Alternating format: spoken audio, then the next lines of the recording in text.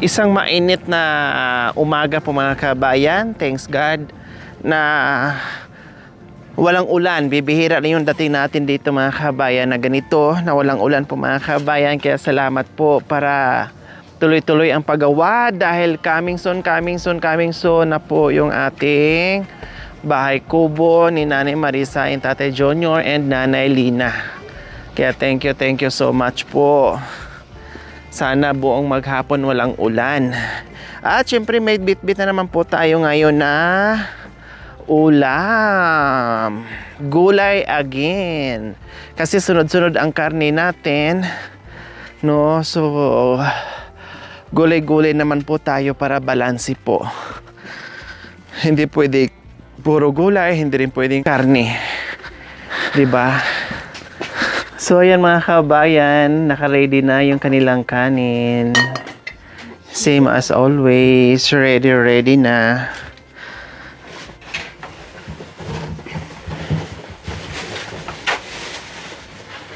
Hindi ako matulog lang kan magdamat. Bakit? Ang ewan ko. Galing tayo doon. Umpisahan din ako nagpatulog. Oh, bakit? Ano na naman? Ay, para sa'yo. Hindi ka na naman nakatulog sa akin? Oh, para kayong tatlo. Oh, bakit nga? Ano nga pong iniisip nyo? Parang kabahan ako. Para sa inyong tatlo. Sa kaiisip na naman? Oo, talaga. So, ayan po mga kabayan, bumili tayo ng isang bundle na ampalaya. Dahil igisa natin ang ampalaya.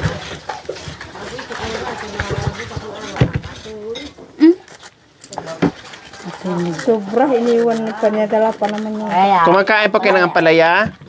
liligay sir, lagyan ng asin, tapos kung gusto kilawin. Masarap pati. Bayo pitas. Sabi nababuin. Bayo pitas. Nababuin. Mga gantay pitas yun. Nakabit na yung bintana. Picture.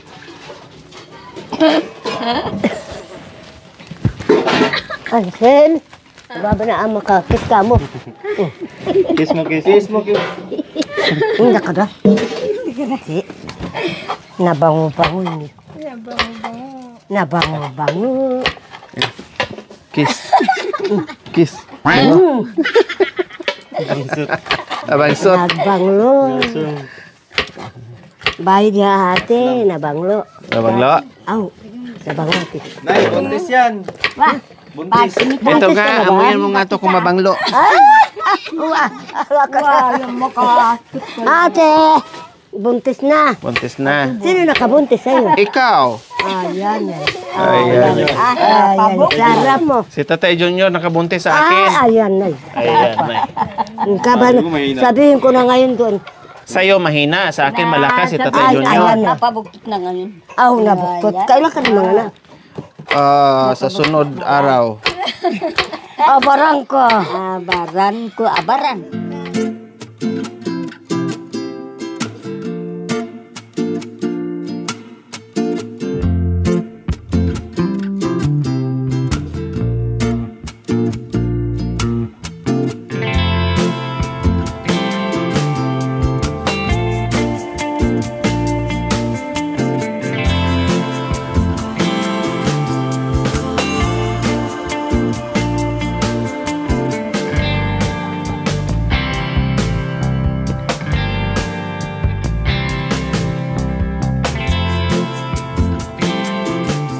Mga kabayan, magluto tayo ng ginisang ampalaya. Tapos magtorta tayo mga kababayan. Dagdag natin dito.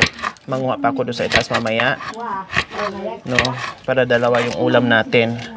Tapos lagyan natin yung ating ampalaya ng 20 pieces na itlog. Lahat ng itlog ng mga lalaki tinanggal namin mga kabayan. Wow. Pati yung dalawang senior, si Nanay Lina at si Nanay Marisa, tinanggalan natin para madagdag dito. Ayan. So, 20 piraso ilagay natin para masarap. Maraming itlog. Dahil isang kalderong ampalaya. Sinusura umita ka, umita. Ikaw. Last few months po mga kabayan, nandoon tayo sa kabilang kabundukan, sa kabilang bayan, doon kay Mami D. No, pick and cook po tayo doon sa mga fresh gulay dahil kasagsagan na ang daming nagtanim ng mga ampalaya doon mga kabayan. Halos pananim po nila doon ay puro ampalaya. Ang lalaki, ang lulusog, ang sasarap, fresh. Kaya ngayon po mga kabayan, bumili tayo sa palengke kasi wala nang mapipitas. No, bibihira na lang ngayon ang merong ampalaya. Pinatikim natin sa kanila doon mga kabayan, nasarapan sila. Meron pa nga doon nag-request na lutuan ko daw sila ulit ng ampalaya. Kasi mostly po, ang ginagawa nila sa ampalaya, ilaga lang, lagyan ng asin bitsin, lagyan ng sabaw, tama na, ayos na sa kanila. Diba Cha? Ganyan madalas, no? Ganyan ang madalas nilang luto. Tapos sausaw sa lara, o lagyan na rin nila ng lara. Ganyan kasimple.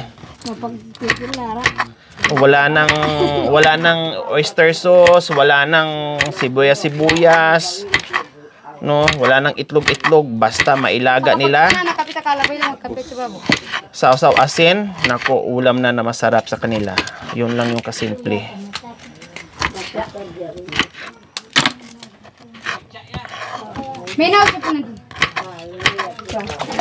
Dagdagan pa natin mga kabayan.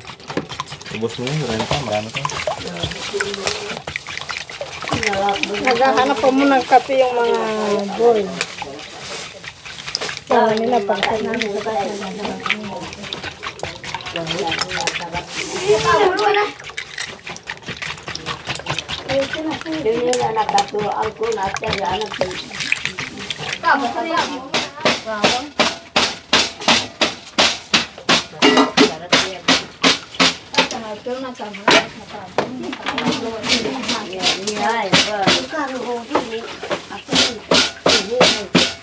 tawa na.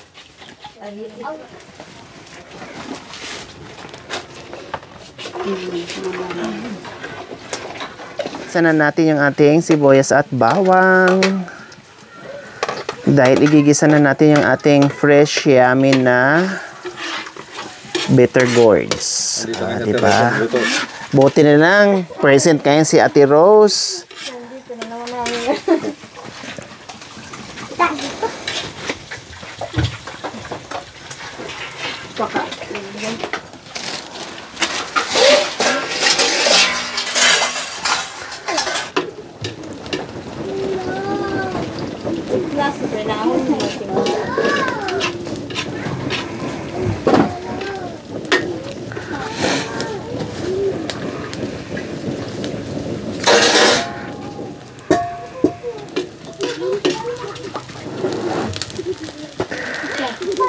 So ayan po mga kabayan yung kalaban no pag mausok. Kaya meron kami dalang gasolito kasi for emergency pag ulan na talaga naubusan kami ng kahoy.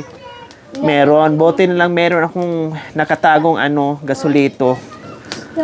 No, matagal na 'yan, hindi nagagamit.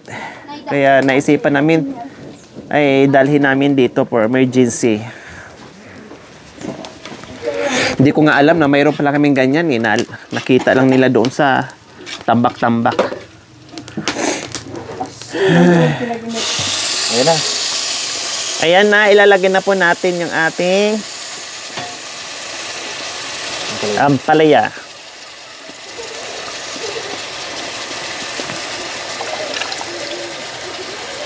Mausok ko sa nakahasan.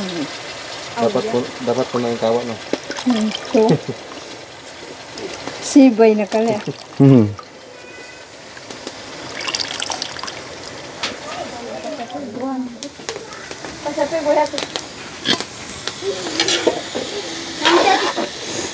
Ako naman, ini ko ba kung sa sabay doon?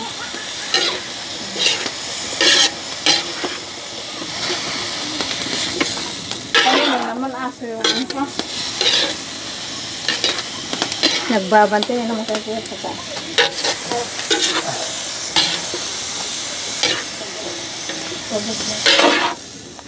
Ciao, si Baparet.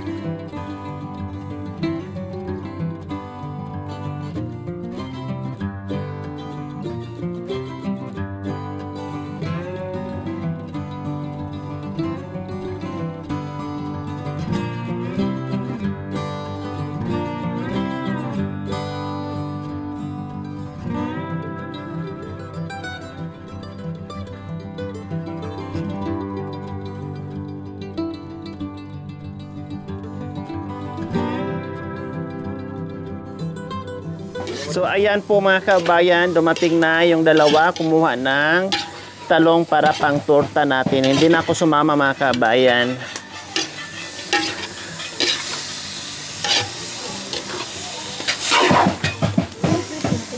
Ha? Sinapa? Lagyan natin ng ano, tiros. Paminta.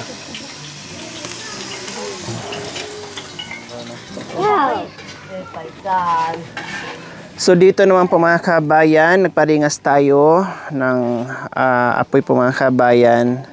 May dala tayong uling dahil magtorta tayo ng talong. So ayan po ang napitas kanina sa dalawang senior at nagkape po muna sila mga kabayan while cooking, coffee po muna para pangpasigla. Yan po yung pangpahaba ng buhay nila mga kabayan.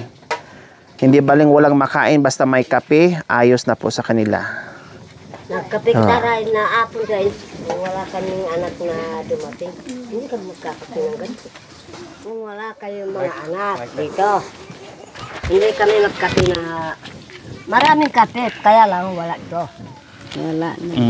Kung Sabi niya, hindi kami dumating, hindi kayo makakatikim ng ganyan. Oo. Puro lang Nescafe.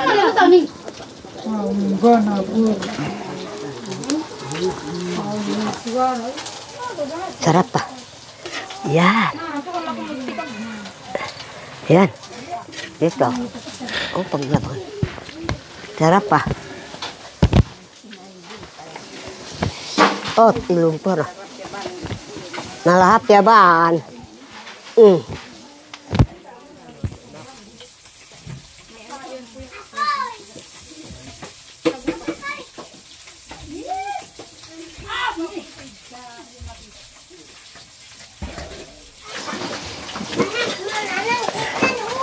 Ako ha, ini pang ati mag-restaurant. Dala kay talong. Jalan.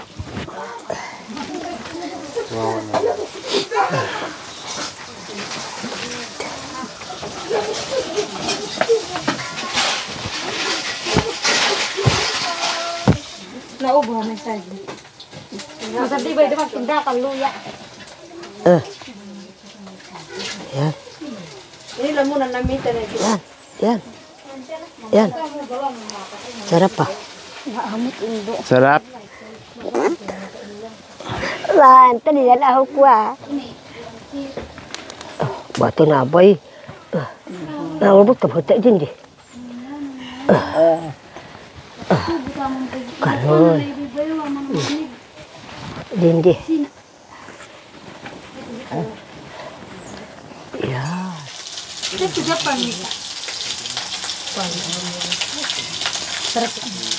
Ayan po mga kabayan, magtorta na tayo yung ating bagong pitas na talong.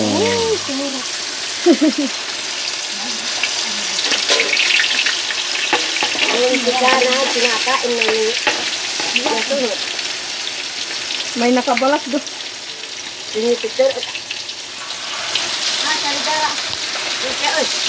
Diyan kuya. Salamat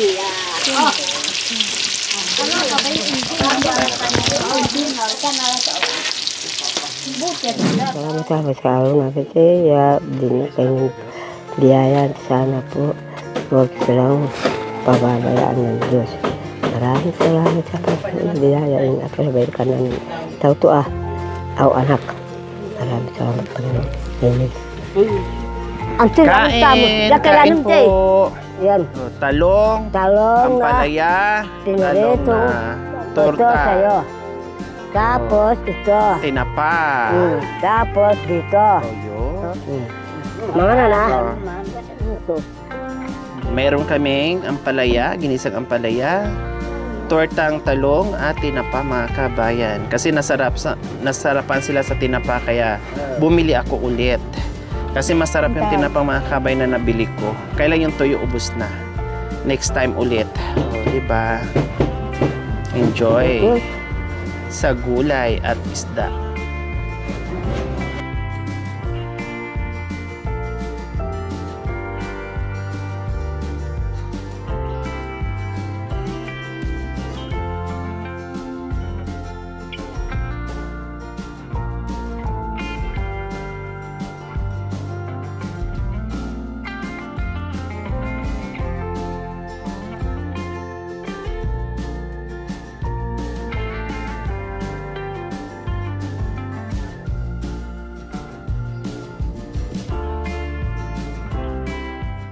Tainip tsaka maskara. Kahit ba yun? Awu. Mita na. Mangan. Kahit sila ko na tanyap, tsaka si Maskara. Sarap ah. Sarap pa.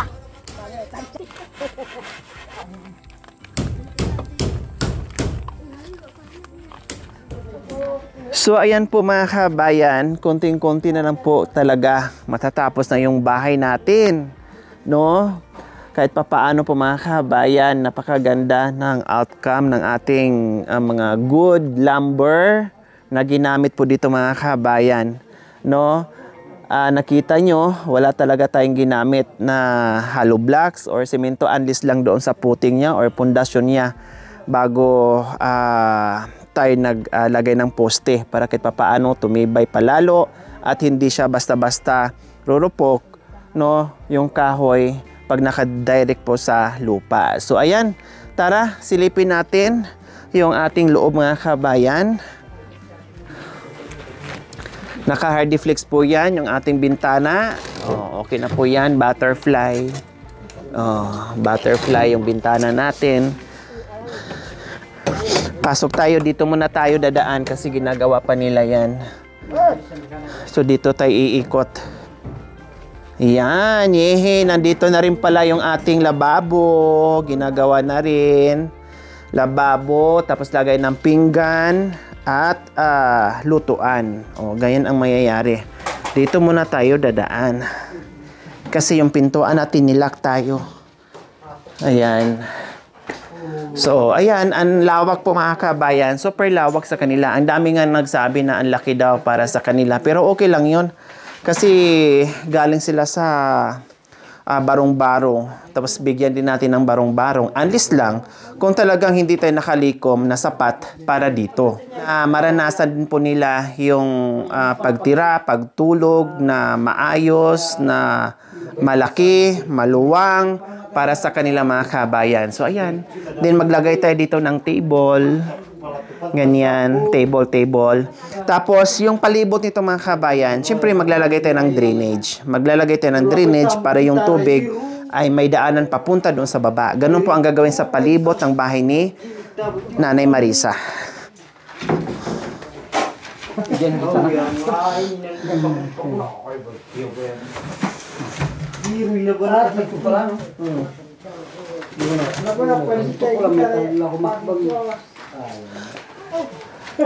Tapos, dito naman po sa loob mga kabayan, sabi ko nga magpalagay ako ng hagdanan dito. No? Ulitin ko po, hindi sila sanay sa may hagdanan. Talagang ganyan sila akyatan ang sanay nila mga kabayan. So, pero dito, since na may edad na yung titira dito, magpapalagay tayo ng hagdanan kahit mga 1, 2, 3. Tama na po sa kanila. No, kasi ganyan lang sila pag umakyat dito mga kabayan. Yung pag ganyan. Ayan. So, ganito dito, maluwang. At ilalagay nila yung mga gamit dyan. Konti lang naman po yung mga gamit ng mga kabayan. No, hindi ko na rin yan bitbitin yung mga ibang gamit nila dito na hindi na mapakinabangan. Yung ilagay nila dito, yung mapakinabangan na. So, ganyan. Super luwang sa kanila. Hindi na sila balok-baluktot pag natutulog mga kaibigan. Straight na po sila. At makakatayo na sila dito. Ako nga nakakatayo eh. Diba? Nakakatayo nga ako na ang tangkad-tangkad ko. Lalo na kaya sila. Kaya maluwang, malaki para sa kanila at hindi ko na rin palakihan o gagawa pa ko ng another kwarto. No, baka titirahan na naman kung sino-sino. 'Di ba? Mas maganda na rin yung isang kwarto lang para lang talaga sa tatlo, no? Ay hindi na ako magdadagdag ng kwarto. Dapat isang kwarto pa diyan, pero ayaw ko na. Sabi ko no. Kasi pag maraming kwarto, lalong maraming titira. Yung kwarto ay para na sila. Hindi na po nila kailangan privacy. May edad na mga matatanda na. Ano pa bang gagawin? Na magkanya-kanya sila ng kwarto samantalang nadat na natin diyan iisang higaan lang sila, iisang kwarto lang sila, hili-hilera, nakabaluktot. 'Di ba? Dito hindi sila nakabaluktot at iisa pa din sila dito. Hindi na po kailangan na mag-private room pa o may privacy sila bawat isa. Kasi wala namang nakatira itong dalaga, binata, may mga asawa. 'Di ba? Sila naman, mga matatanda na hindi na nila nagagawa yung mga bagay-bagay. Okay? So, ganyan lang po mga kabayan. O, mas maganda yung tabi-tabi sila para pakiramdaman nila yung bawat isa. 'Di ba? Pag mayroong masamang pakiramdam, isang topic mo lang, isang tawag mo lang, nandyan na kaagad, baka mamaya isas ka na may bangungutin o kalabit ka agad, no? Kaysa yung isa pa doon, hindi mo na alam kung ano naramdaman nila sa isa dyan sa kabilang kwarto. At bukod pa dyan, may titira pang apo or anak, kaya no. Sila lang dito. Okay? So, siyempre bago after ng kunting blessings po dito mga kabayan, siyempre may kunting Thanksgiving po mga kabayan sa ating simpleng bahay kubo. Siyempre meron tayong may pag-uusapan. Nandyan yung mga apo or kung sino yung mga anak nandyan. Patawag ko or kausapin ko na ako mismo na hindi lang maririnig sa ibang bibig. Total, yung apo, sinasabihan ko na rin, narinig nila kasi nandito lang naman sila. Pag nagsasalita ko, naririnig sila.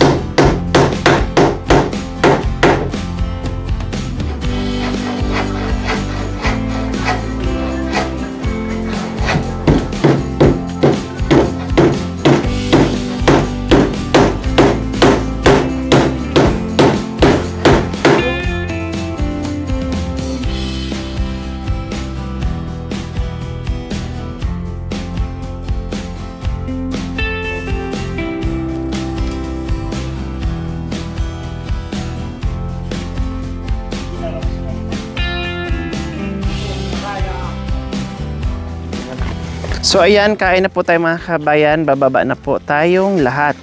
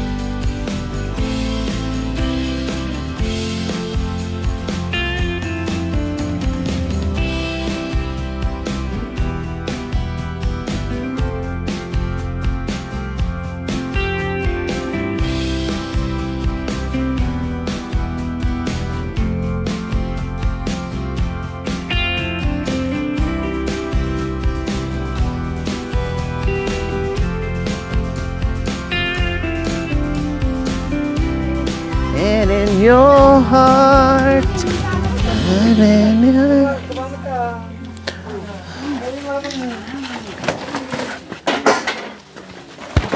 Till the day my heart is troubled, this I promise you.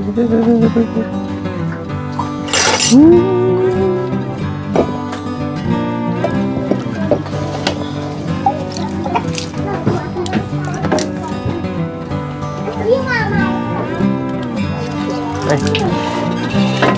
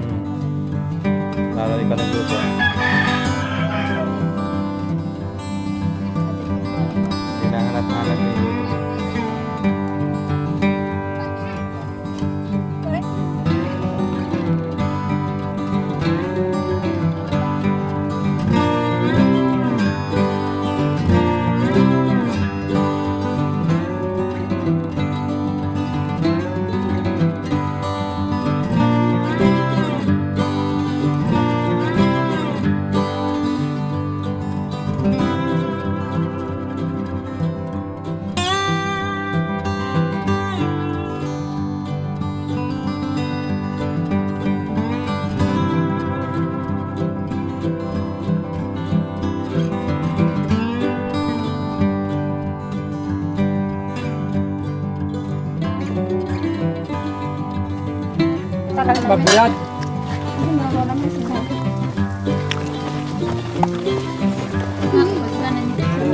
Alay tambaga ati panian siya aw. Hoy, di kayo na madam.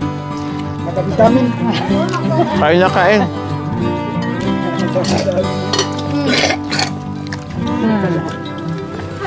Malapit may baya.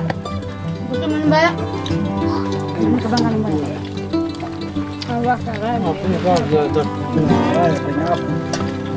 Kung ko diyan, si. Uy, kung ko diyan, Marles. Ang tibinin natin, Lara. Tapos ano, daning Bangira na kabalo taray.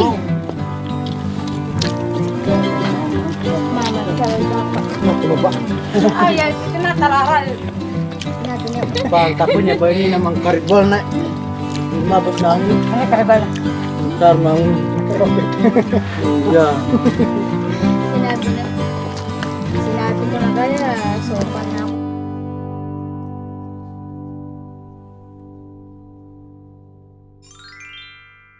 Thank you for watching. Don't forget to like, share, and subscribe.